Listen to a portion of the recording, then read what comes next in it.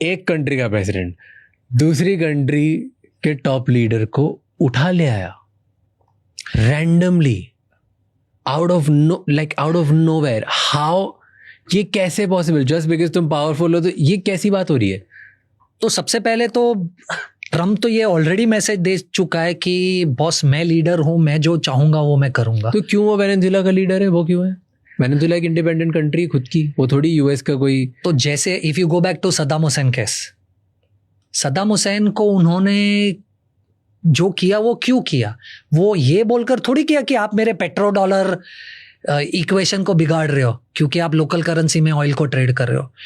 उन्होंने जो सद्दाम हुसैन पे किया वो उन्होंने इसलिए किया या ये बोलकर किया कि सद्दाम हुसैन न्यूक्लियर वेपन्स बना रहा है और हमें वर्ल्ड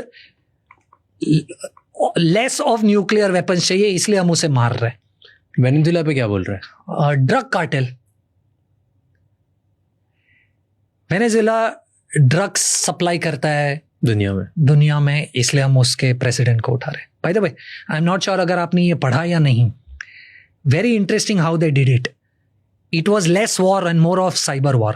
क्या किया मेरे को समझाओ. पहले तो वेनेजुएला इशू, वेनेजुएला के प्रेसिडेंट को क्या बोल के दुनिया के सामने उठाया और कैसे कोई उठा सकता है, and then how it happened. So Venezuela issue is simple, oil. क्योंकि वो चाइना में बहुत ऑयल है और वो चाइना और वो सब कंट्रीज को लोकल करेंसी में सप्लाई करने के लिए रेडी हो गया था. वन, ऑयल के साथ बहुत सारे दूसरे रिजर्व्स है जो वो एक्सप्लॉइट कर सकता है as US. Rare earth minerals है, गोल्ड है, सब कुछ है. राइट.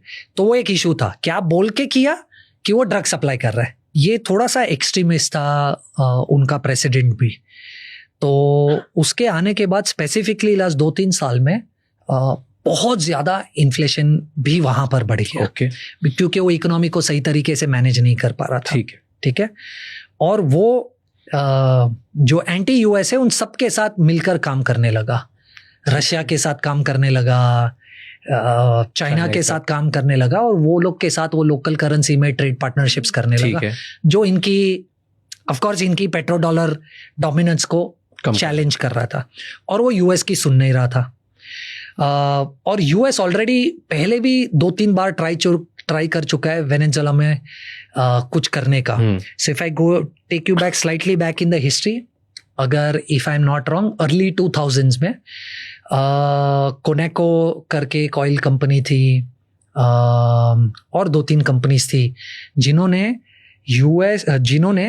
वेनेजुएला में कोशिश की थी कि वहां से ऑयल निकालकर in partnership with Venezuela trade करने की कोशिश करें.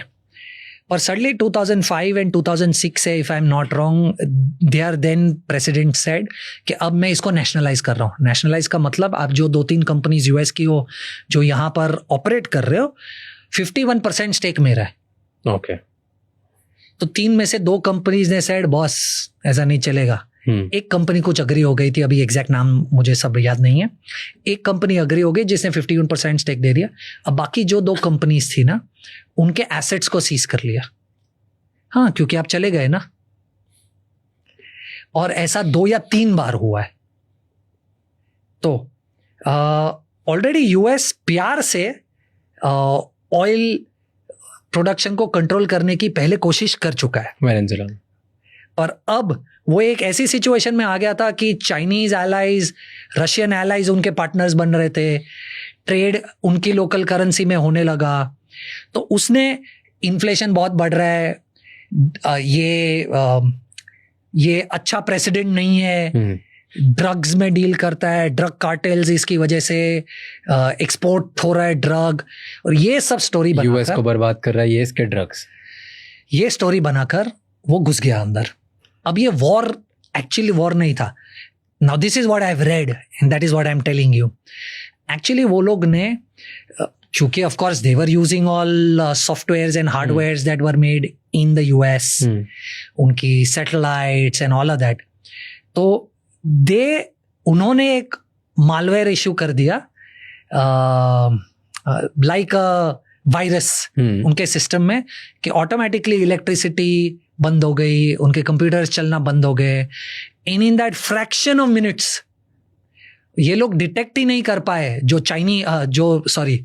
रशियन इक्विपमेंट्स थे वो डिटेक्ट ही नहीं कर पाए कि ये लोग के हेलीकॉप्टर्स कब अंदर आ गए, कब वो लोग अंदर घुस गए. And it is also said that they used I don't know the right term, but sound waves to paralyze the military. इसका मतलब कि उनके प्रेसिडेंट को जो लोग गार्ड कर रहे थे उन्होंने कुछ ऐसी टेक्नोलॉजी यूज की जो वो लोग पहले भी बोल चुके उनके पास है, जो साउंड वेव्स है. Now this is what I have red. Sound waves ये लोग प्रोजेक्ट करते हैं, जिसकी वजह से something happens to you and you become unconscious and you start bleeding from your nose and ears and all, which is why without even firing a bullet they could capture this guy easily and take him back. तो president की सारी security useless क्योंकि उनके brain में कुछ sound waves गई, which is why वो perform कुछ नहीं कर पाया. इनकी मिलिट्री अंदर गई, उठा लिया and they came back. And पूरी कंट्री की मिलिट्री सिक्योरिटी कुछ नहीं कर पाई. Now take a step back and very interesting. आपको पता है ट्रम्प चिल्ला रहा था कि मुझे वर्ल्ड पीस अवार्ड दे दो, नोबेल प्राइज दे दो, क्योंकि मैंने इतनी वॉर्स का इंडिया का भी क्रेडिट ले लिया था कि मेरी वजह से ये वॉर रुका वगैरह वगैरह वगैरह. गेस वो वर्ल्ड पीस अवार्ड किसको मिला था? Second in line in Venezuela, Nobel peace prize. Right. और अब उसने आके ऑलरेडी इसने इसको वो दे दिया कि असली हकदार तो ट्रम्प आप ही हो, आप ले लो. इट इज सो फैसिनेटिंग कि ये सब कितना एक साथ सीमलेसली अलाइन हो रहा है. बट ऐसे थोड़ी कोई नोबेल पीस प्राइज अपना किसी को दे सकता है.